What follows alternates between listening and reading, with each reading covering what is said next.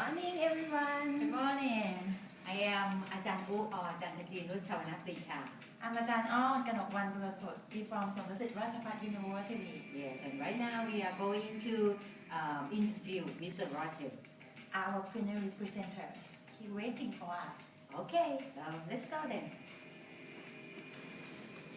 Ladies and gentlemen, now we come to welcome our presenters. Mr. Rodgers, and it's a very it's our pleasure to be here to have a chance to interview you after we listened to your presentation this morning, and it was very interesting. Anyway, we just kind of have few questions to ask you more. I'm ready. All right. Okay. First question.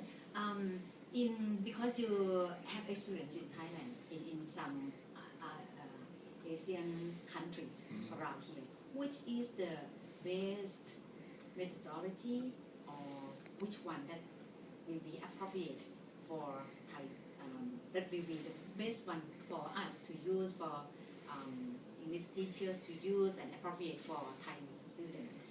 Yeah. I probably have done less teaching in Thailand than I have in China, Japan, Laos, elsewhere. I think, generally speaking, Asian students, very intellectual, very bright, very good students, a bit hard to organize conversationally in class to get interactions. And I've worked very hard to try to get more interaction. And I've been occasionally successful, often frustrated.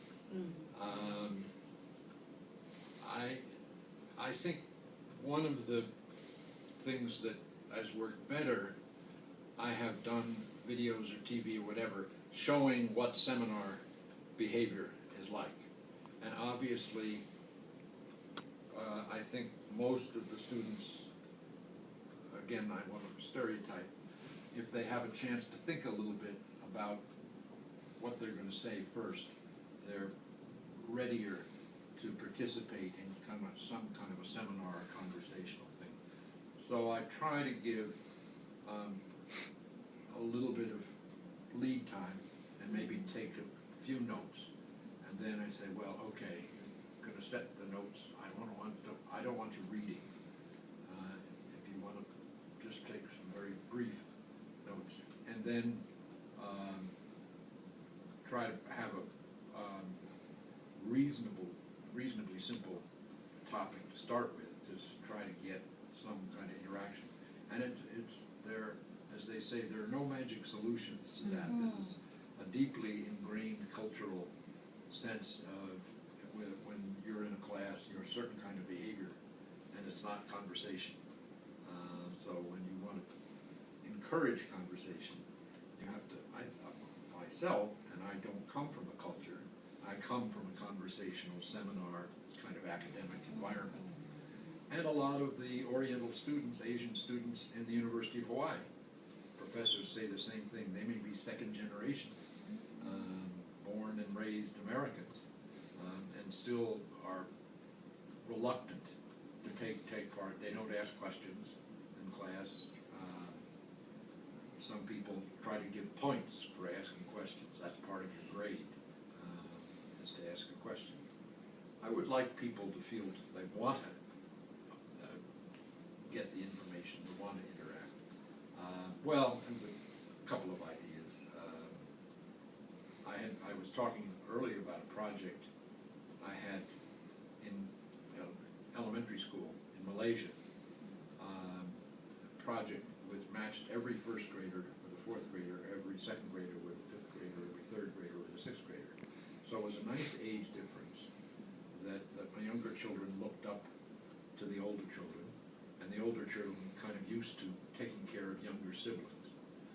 And it was quite formatted. It had to be heavily formatted because administratively, to try to get during the school day to get together where you're going to go to the first grade class, the fourth grade class. But basically, there was a format so that younger children within this format. The older, well, this is a story. Who is this story about?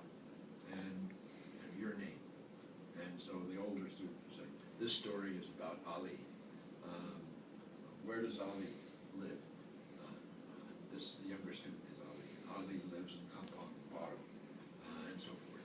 So basically, they dictate the story to the older student, and they write it down.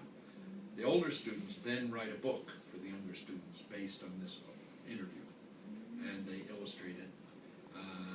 And then the teacher is the editor. One way to make you look good is to have the story written up. That's what editors do. Editors not to make red marks, editors to make you look good. And the teacher now is in a different role because you're going to give this book to this younger child and teach him or her how to read it. So now they've got a book they've dictated about them, made by an older member of the community, and it's theirs to have. So they take it home, they read it to mother and father and auntie and uncle, and put it under their pillow. Many kids, the first book they've ever owned. Now I found that worked well in terms, administratively it's complicated. It takes a while to get that set up within the school, but once it did get set up, and this is across boys and girls, Malays, Chinese, and Indians, Sri Lankans, and we had about 1,000 students involved in this program. Now, I thought that used some very interesting human dynamics. The age difference, the younger children are acting as readers, the older students are acting as writers. And that's one of the more successful programs I had in the school level. Now that's a bit different because it pretends that age dynamic, a great difference.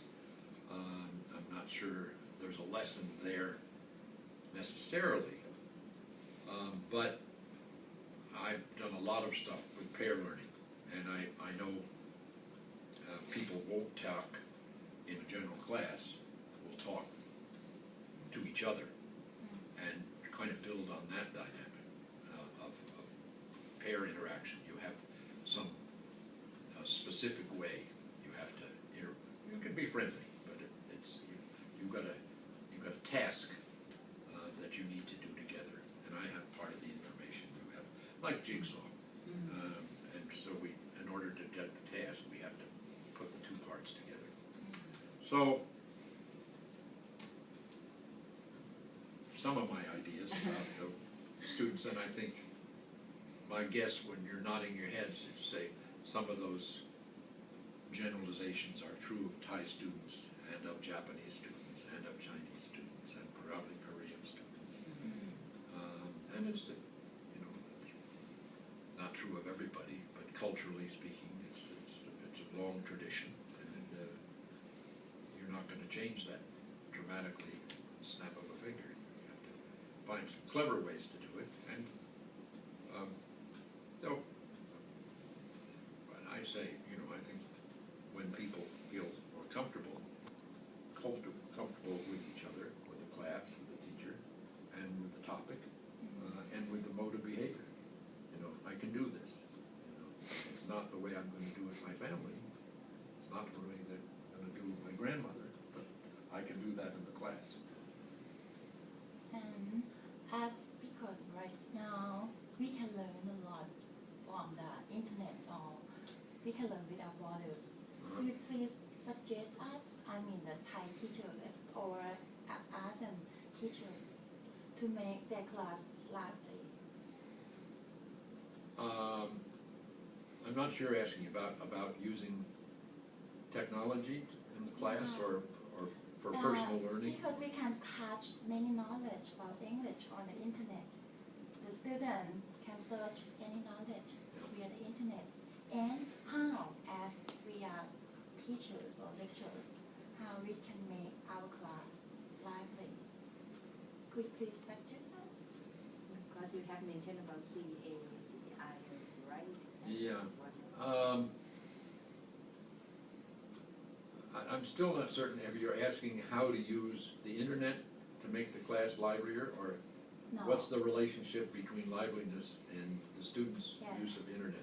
That's how to compromise, to use the internet, to gain some knowledge on the internet.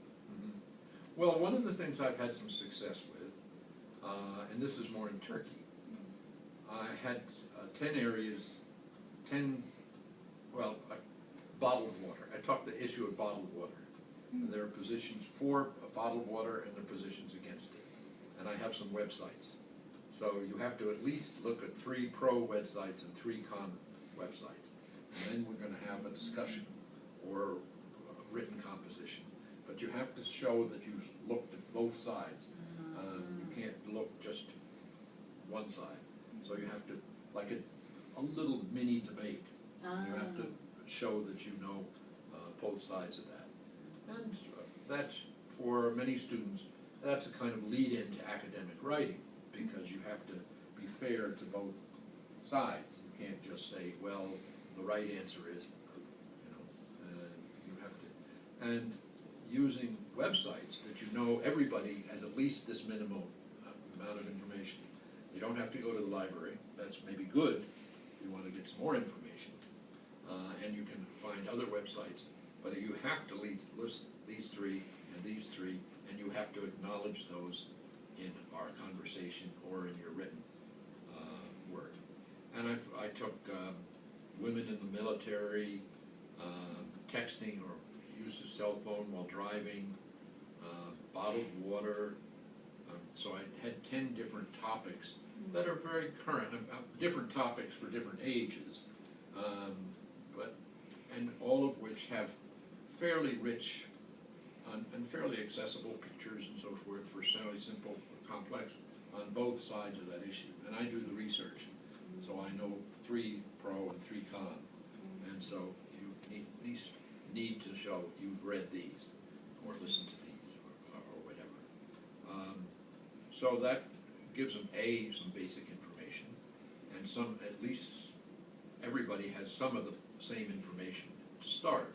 So whatever your position, I never drink any water but bottled water, Evian water, da-da-da-da. Okay, why? Why only bottled water? You've got perfectly good city water. Why the most expensive bottled water rather than the cheapest bottled water? And so they're lively topics, and they're, I think, important topics. I mean, my own feeling is Hawaii has very good city water.